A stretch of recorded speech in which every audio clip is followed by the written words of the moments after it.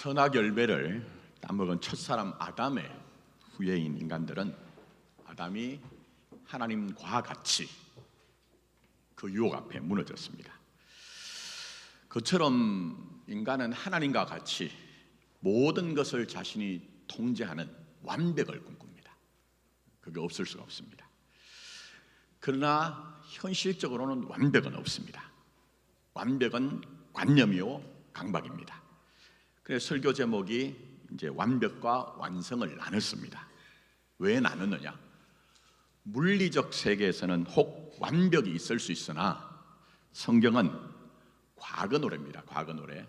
인생은 미완성이라는 노래처럼 완벽이 아닌 완성을 향한 존재일 뿐이라는 겁니다.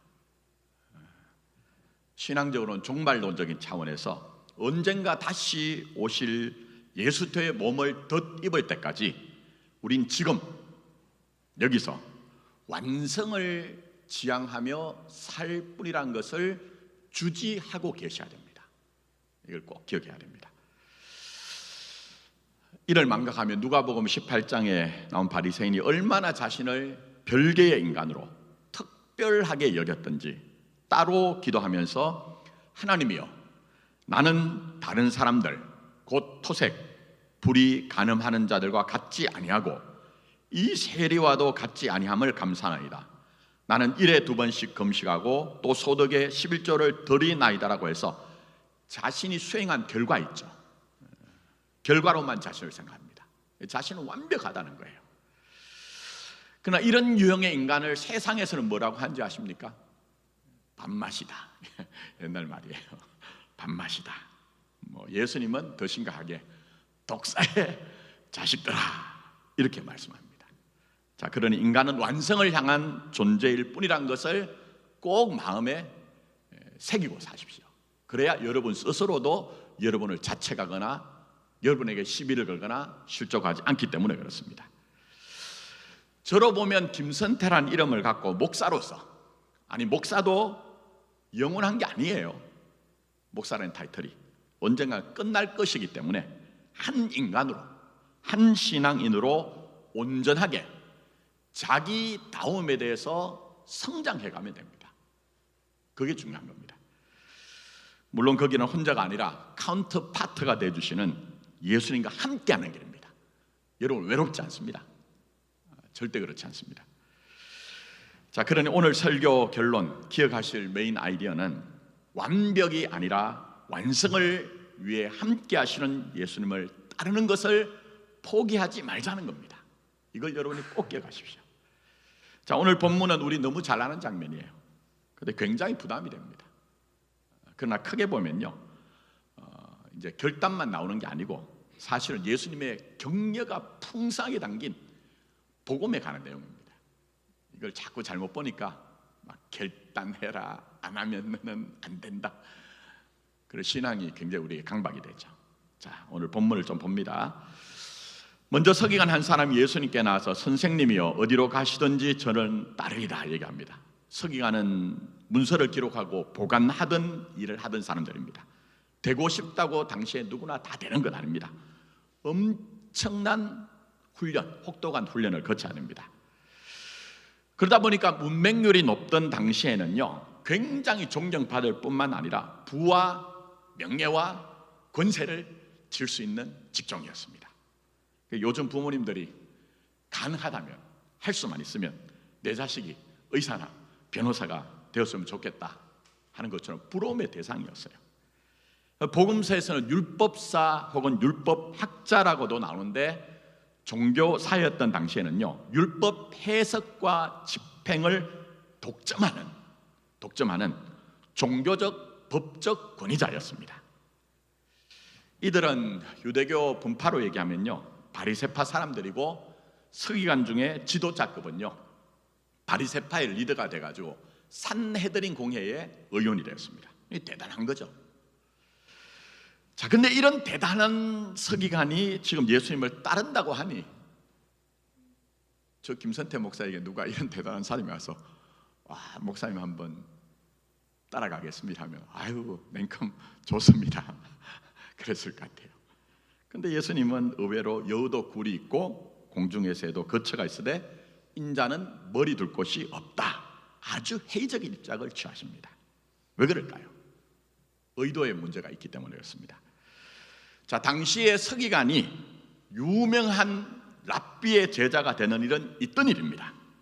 근데 서기관이 랍비의 제자가 된다는 것은요, 그 저명한 랍비의 권위를 자기에게 부여하여 자신의 율법 해석에 권위가 더해지면 다른 이들보다는 내가 경쟁에서 앞설 수 있다는 그런 것들을 마음이 있었다는 겁니다. 지금 이 사람도 마찬가지입니다. 당시에 선풍적인 인기를 끌고 있던 예수님을 따른다면 아직은 예수님이 초라하게 보이지만 언젠가는 대단한 대랍비로 인정받을 분이라 생각했던 것 같아요. 그런 예수님을 따른다고 하면 다른 일들보다는 한 발이라도 내가 앞설 수 있다, 그런 마음이 있었던 것 같습니다. 그러나 이런 서기관의 속내는 예수님을 여우의 굴처럼 새 둥지처럼 자신이 바라는 것을 이뤄서 더 많은 안정을 줄 수단으로 여기고 있다는 거예요. 하나님 속지 않습니다. 예수님 속지 않아요.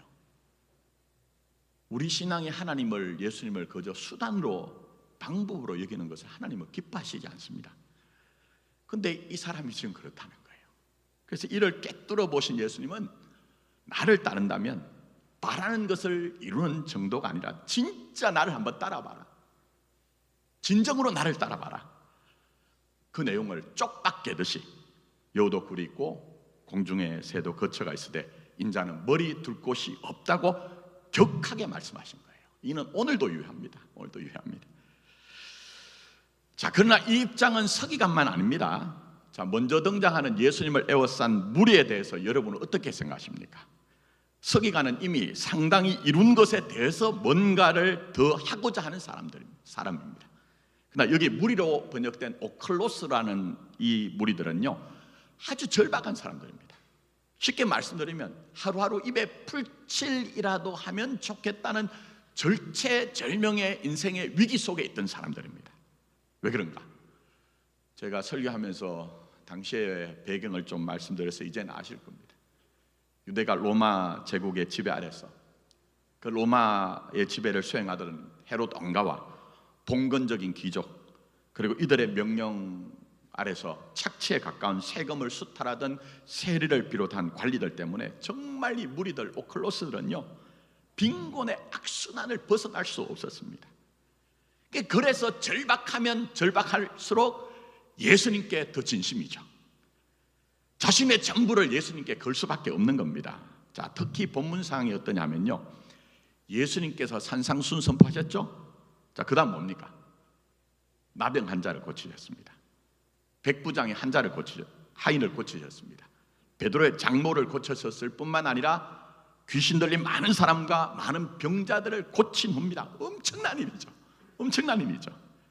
한마디로 이 사람들은요, 예수님께 흥분의 도가니가 된 거예요. 흥분의 도가니가.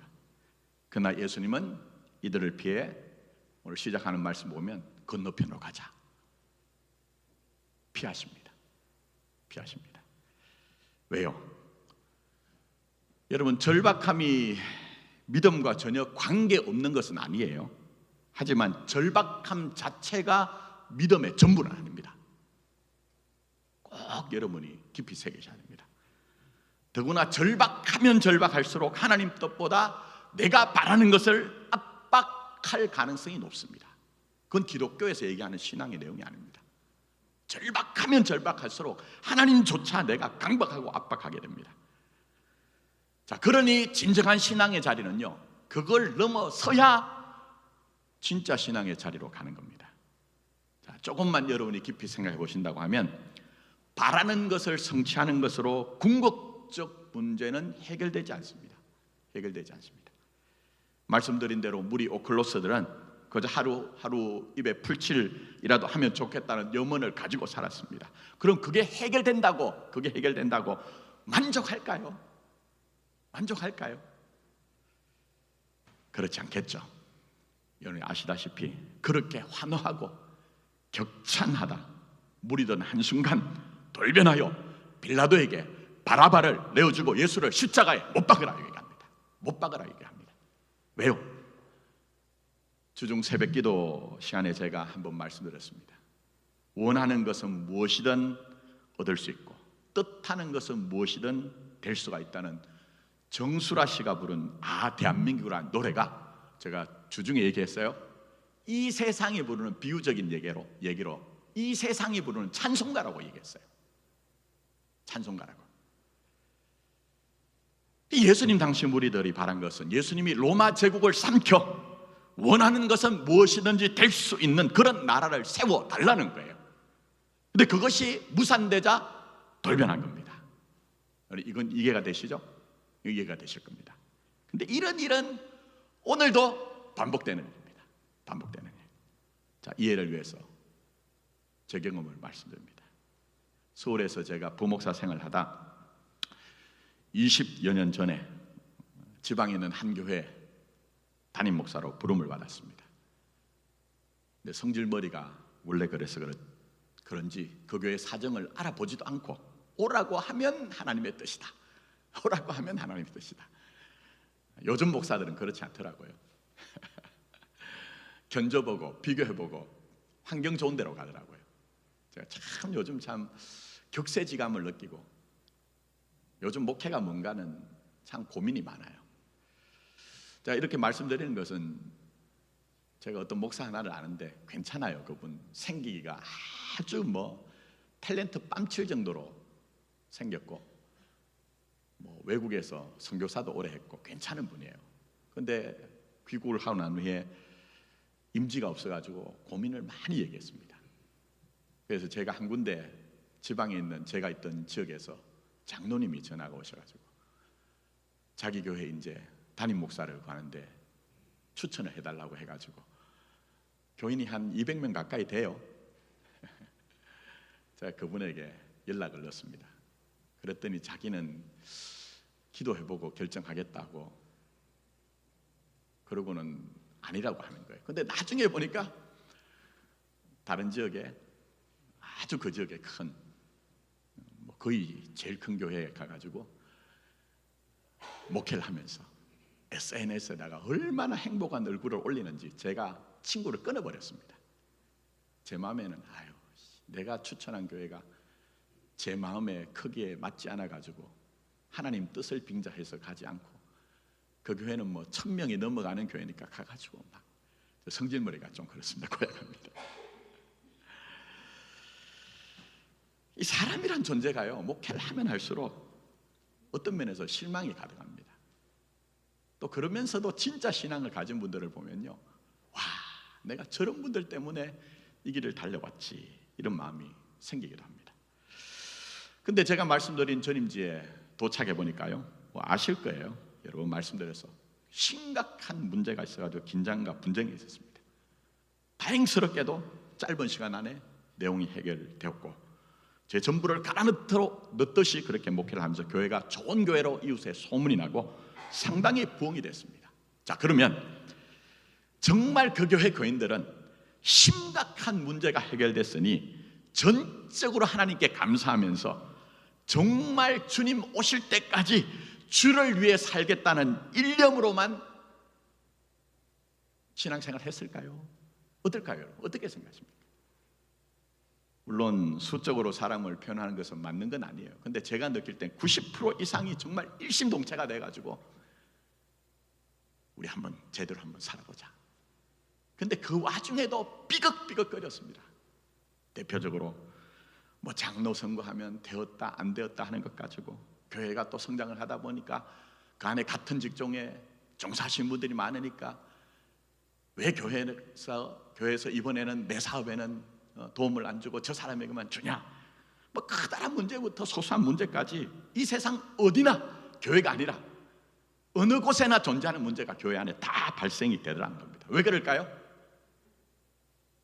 인간은 살아있는 동안 바라는 것이 없을 수가 없습니다.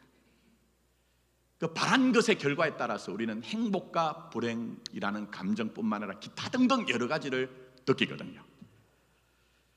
또 그 때문에 내적인 갈등뿐만 아니라 혹은 조직 안에서도 갈등이 생기더라는 겁니다. 그러나 아셔야 됩니다. 교회는요, 바라는 것들이 다 될 수 없다는 것을 배우는 장소입니다. 절대 오해하시면 안 됩니다. 그게 십자가 아닙니까, 여러분? 십자가가 멀리 있습니까? 매일 십자가 지게 해달라고 하고는 교회 와가지고는 전부 바라는 대로 되게 해달라고, 세상이 찬송가처럼 부르는 것처럼 찬송가라고 했어요. 대한민국이라는 노래가 원하는 것은 무엇이든지 뜻하는 것은 무엇이든지 되는 그런 나라가 되게 해주십시오. 엉터리입니다. 제가 좀 섭섭한 얘기하면 하나님은 그렇게 못하시겠답니다. 여러분 인생도 한번 잘 보세요. 여러분의 인생, 신자의 인생은요, 하나님의 말씀이 적용되어서 말씀이 확정되어서 그걸 경험하게 하는 세계로 산 것이거든요. 여러분 인생도 그렇지 않습니까? 그런데 아직도 우리는 미몽에서 깨어나지 못해가지고 바라는 대로 원하는 대로 돼야 된다. 그럴 때 어떤 일이 생겼냐? 개인도 고통을 겪고 공동체로서 주님의 몸된 교회도 고통을 겪는 것입니다. 자, 그래서 예수님은 자신에 대해서 대단한 바람을 가진 무리들에 대해서 건너가자 피하십니다. 자신을 따르겠다고 하는 대단한 서기관에 대해서 여도 굴이 있고 공중에 새도 거처가 있으되 인자는 머리 둘 곳이 없다고 하여 바라는 것을 성취하는 것으로 신앙을 확인할 것이 아니라 진짜 예수를 따라야 된다는 것을 못 박아 버리십니다. 못 박아 버리십니다. 물론 이런 조처를 오해하지 마실 것은 명분이나 강박이 아닙니다. 이 본문의 말씀을 가지고 저 같은 목사들이 자꾸 막 외치니까 나는 안 되는데 어떻게 하나. 명분과 강박이 아닙니다. 적절하게 살도록 하기 위한 조처십니다. 만약 여러분이 바라는 것만으로 여러분을 판단하면 된 것으로 반드시 교만합니다. 된 것으로. 안 된 것으로 좌절하고 절망합니다. 그러나 신앙은 그것을 넘어서야 되는 겁니다. 넘어서야 되는 겁니다. 자, 이해를 위해서 제가 다시 말씀드립니다. 전에도 한 말씀드렸는데, 제가 전임지에서 임하려고 생각한 것, 지금 생각해보면 순수한 것만은 아니었어요. 하나님 앞에서 막 기도하고, 하나님 이 정도 내가 다 이 교회에서는 정말 했으니까 이제 새로운 기회를 달라고 그렇게 기도했는데 순수한 것만은 아니었어요. 제가 이제 교회를 옮긴다는 얘기가 이제 공식적으로 돌기 시작하자 교인들이 노회 사무실에 3번을 피켓을 들고 우리 담임 목사를 서울로 이임시키지 말라고 데모를 했습니다. 그런데도 제가 올라온 이유는 뭘까요? 부흥이 되는데도 더 큰 규모의 교회, 더 속도감 있는 부흥이 제게 필요했던 겁니다. 제가 이제 돌아보면 순수한 것만 아닌, 그러나 우리 교회 도착하자마자 만난 현실은 그런 기대와 소망이 하나도 적용될 수 없는, 정말 제 꿈이 완전히 산산조각나고 물거품이 되는 현실이었습니다. 그 와중에 큰아들이 고등학교 1학년 때였습니다. 어느 주일 아침 청소년부 예배를 마치고 내려오다가 제 눈으로 애비가 당한 것을 봤어요. 자신을 볼 때 아버지는 자신도 돌보지 않고 가족도 돌보지 않고 지금까지 오직 교회만을 돌보고 살았던 아버지인데, 큰아들이 그걸 보고 무너졌습니다. 그리고 어느 날입니다. 통곡을 하며 충혈된 눈으로, 아버지는 그렇게 목사로서 명예를 지키며 목사로서의 명예를 붙들고 살더니 그 명예 어디 가셨냐고, 그렇게 부흥하더니 그 부흥이 된 교회라는 꿈은 어디로 갔나고, 그때는 더 심각한 얘기를 했습니다. 그 절규를 들어야 했습니다. 그때 저는 맞다, 네 얘기가 다 맞다고 고개를 끄덕일 수밖에 없었습니다. 그 순간은 제가 고등학교를 졸업하고 86년부터 신학을 전공하면서 지금까지 그 긴 세월 동안 교육자 생활에서 쌓아올린 모든 명예, 자부심, 영광 한순간에 붕괴되는 순간이었습니다. 놀란 일이 있습니다. 하나님은 어떤 순간도 놓치지 않으십니다. 그게 복음입니다. 돌아보면 그때가 여우도 굴이 있고 공중의 새도 거처가 있을 때 인자는 머리 둘 곳 없다는 예수님을 만난 때였습니다. 그때가.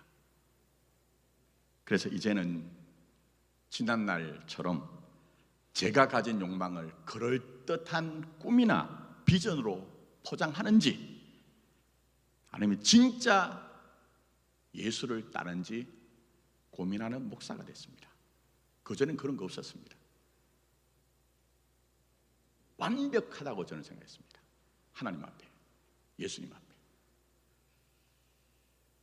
이렇게 제 경험을 말씀드리니 가만히 보니까 여러분들 얼굴이 막 지금 막 힘들어가지고 심각한 얼굴 하세요. 근데 어찌 보면 그 다음에 등장하는 제자가 그렇습니다. 이걸 말씀드리기 위해서 제가 이 얘기를 한 거예요. 자, 예수님께서 무리들을 멀리 하시죠. 따르겠다는 제자, 서기관에 대해서 호의적이지 않습니다. 그 모습을 보고 이 제자가 나와가지고 주여, 내가 먼저 가서 내 아버지를 장사하게 허락하옵소서, 이렇게 요청합니다. 왜요? 무리들을 대하시는 예수님을 보니까, 서기관을 대하시는 예수님을 보니까, 현재 나 자신을 보니까요, 나도 그렇지 못하거든요. 이 제자가 먼저는 무리, 그 다음은 서기관입니다. 물론 이 사람은 제자예요. 예수님의 12명의 핵심적인 제자는 아니지만 분명히 제자이기 때문에 예수님을 따를 때는요, 대단한 각오가 있었을 거예요. 그러나 그런 제자도 덜컥 겁이 난 거예요.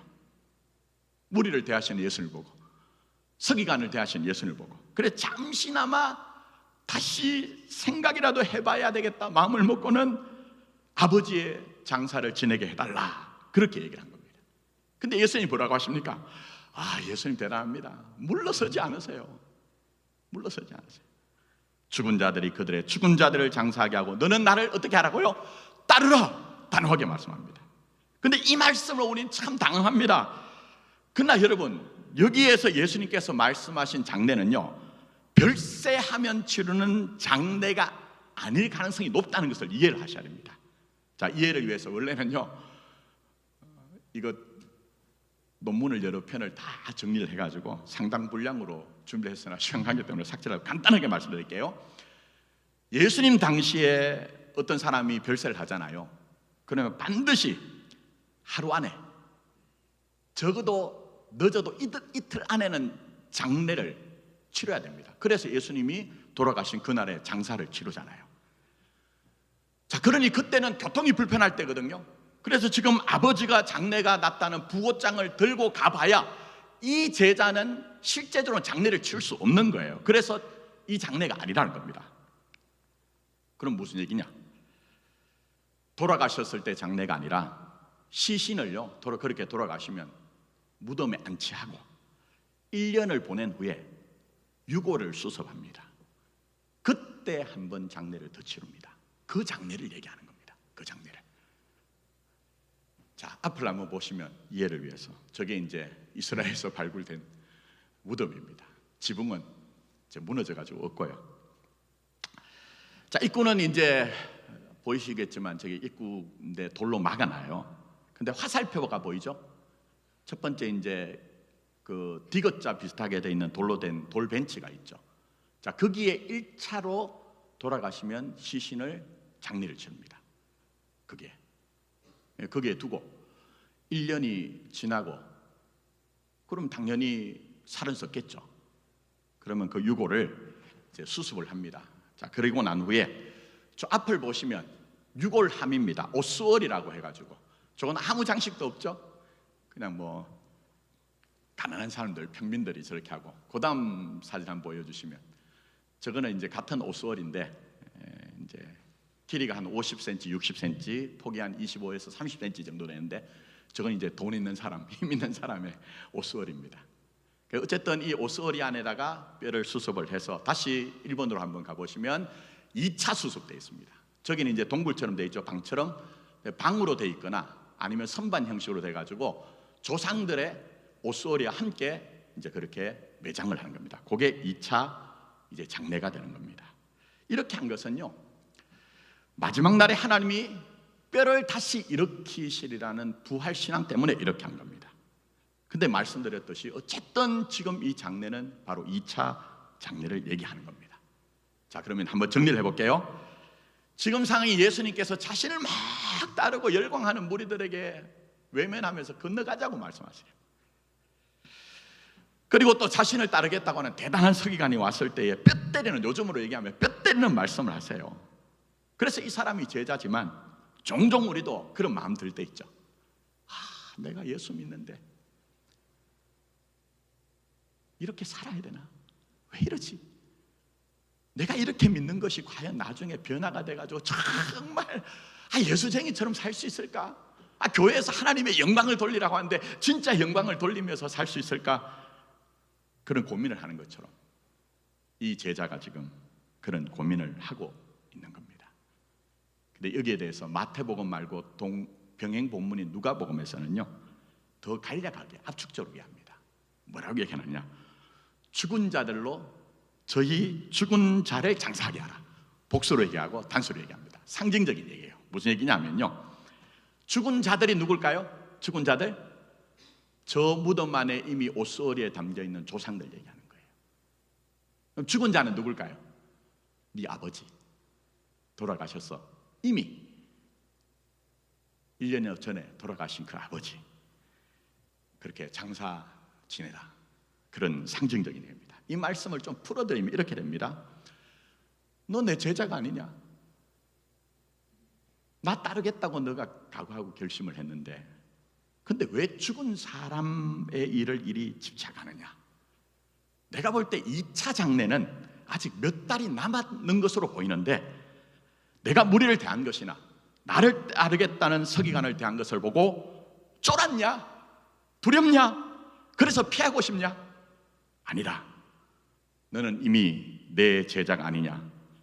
지금 완벽하지 않아도 나를 따르라. 지금 완벽하지 않아도 나를 따르라.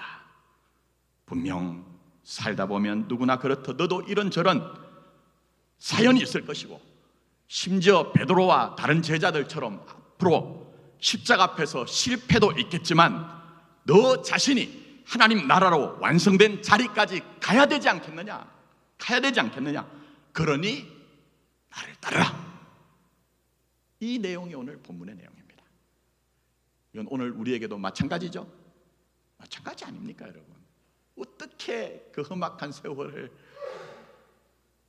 견뎌내고 아직도, 제가 아직도라는 표현을 씁니다. 아직도 이 자리에 계신 겁니까?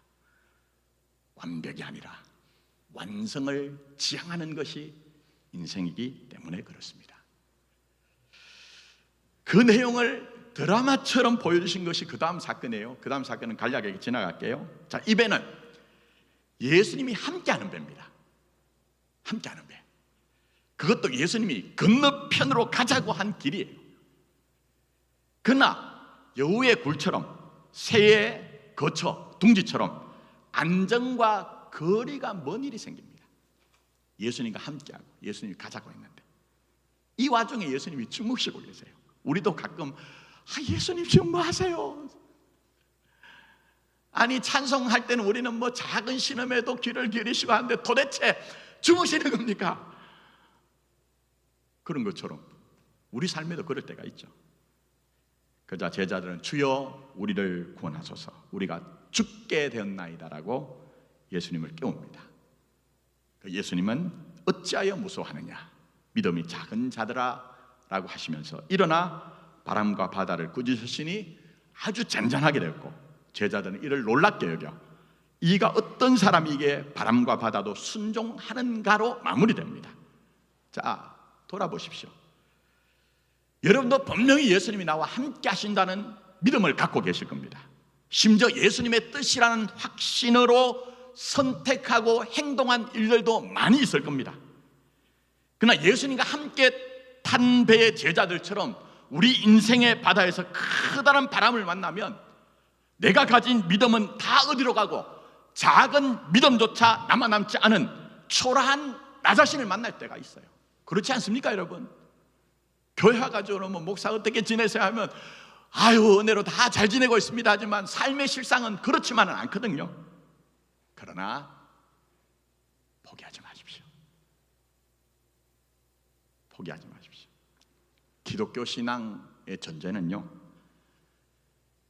내가 얼마나 강하냐, 내가 얼마나 진심이냐 하는 것이 아니라 기회가 있을 때마다 말씀드리지만 내가 믿는 그분이 누구시냐 하는 것으로 예수님은 택한 자를 포기하지 않습니다.